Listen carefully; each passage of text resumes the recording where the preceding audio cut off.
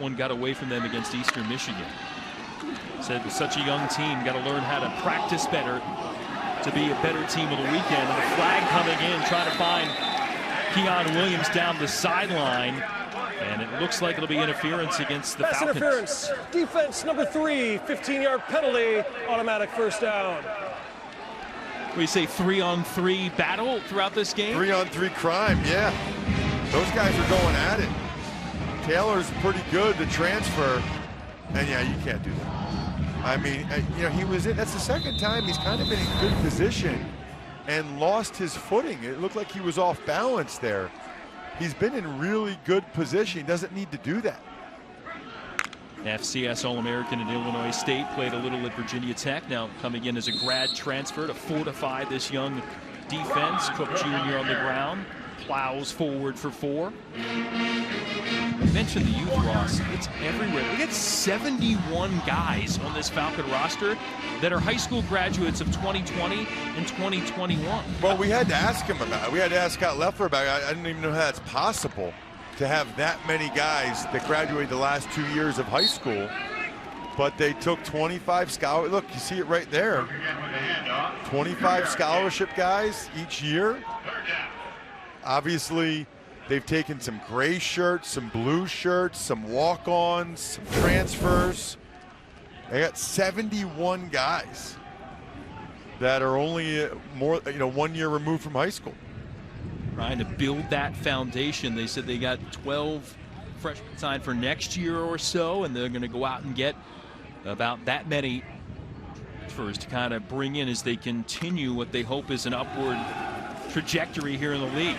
Big conversion there. Bulls had only been 1 of 6 on 3rd downs, and they get it done. Tyler Stevens with the catch for Van Treese, 8 yards in the first. Well, and that's something they've been doing more often, throwing it to the tight end. Stevens in particular, the tight ends have 12 catches and 2 touchdowns the last 2 games after only catching 8 balls the first 6 games. Again, they've had more of an effort. Shane Montgomery, in his offensive coordinator, said he's always thrown to the backs and tight ends, but they didn't do it a lot under the former coaching staff. And boy, there's Anders with the big stick on Van Treese. Give him a gain of 1, but he took a lick. I love this dude. I love Darren Anders. I mean, you want to know where he is? Wherever the ball is, watch him. He does not fall for this zone read. His responsibility is the quarterback. Nope, I got you, boom, right there. And he is a knockdown tackler. Free play. Van Treese will take that shot down the field into double coverage and tap down defensively. That's Trent Sims. Offside, defense number 54. 5-yard penalty, remaining 2nd down. But as you alluded to, free play there with the movement from Hawkins up front. Well, that's what you would expect from a veteran quarterback like Van Treese. You know, you see that flag, you saw the guy in the neutral zone, take a shot, you got nothing to lose. That was smart. Yeah. They have taken a little priority in the Van Treese household. Mom, dad, sister, all Bowling Green grads. Think wow. You heard maybe a little junk this week? Handoff here for McDuffie. Takes it inside the 40 to about the 38. Just a bit shy of the first down. You know, the one thing I will tell you, his mom, dad, sister, you know who they're rooting for today? Yep. UB. 3rd and 1. And they'll let Van Treese keep it. McDuffie decided to run a little interference for him as they hit the mesh point, and the quarterback kept it. They're talking to each other about it. Watch this. This looks like Wake Forest.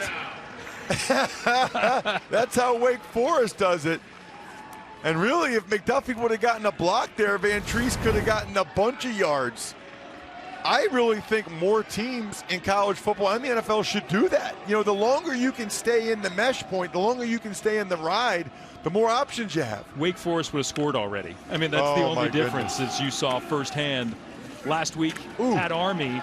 McDuffie charging. Another hit there from Sims. Again, he's getting more run at safety with some of the injuries in the secondary. McDuffie breaks arm tackles. You know, runs right through Anderson. Sims had to come in and really give him a lick. And a little up-tempo here for the Bulls. And McDuffie again wearing that number 41 instead of his customary number 8. First down Bulls, and this starting to see the tempo that Buffalo's shown here and the success in the last few weeks offensively. Right, UB is starting to bully BG up front a little bit with these runs. To the outside, McDuffie. To the 15 and Ridnow. Anders, Sims on the tackle. I mean, Darren Anders is out here trying to set the world record for tackles in the game. That guy is everywhere. He deserves a breather. He is so fun to watch. Trying to collect himself there. Stepping out here for Buffalo. Plenty of time, obviously, for Buffalo. Really, if anything, Bowling Green might consider using a timeout. He has the ball. Mike Washington is the running back, and he'll get the carry, and the freshman will find the end zone. Touchdown, Buffalo. First score of his career for the Bulls. Well, Anders comes out of the game, and this was incredibly well blocked. Clank got the key block, Molinich downfield, and that was just way too easy for the freshman. He's going to think this college football thing's easy. McNulty ready for the extra point attempt.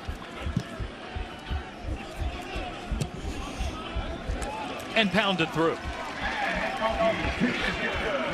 Molingua's team with a nice offensive response, and the freshman right into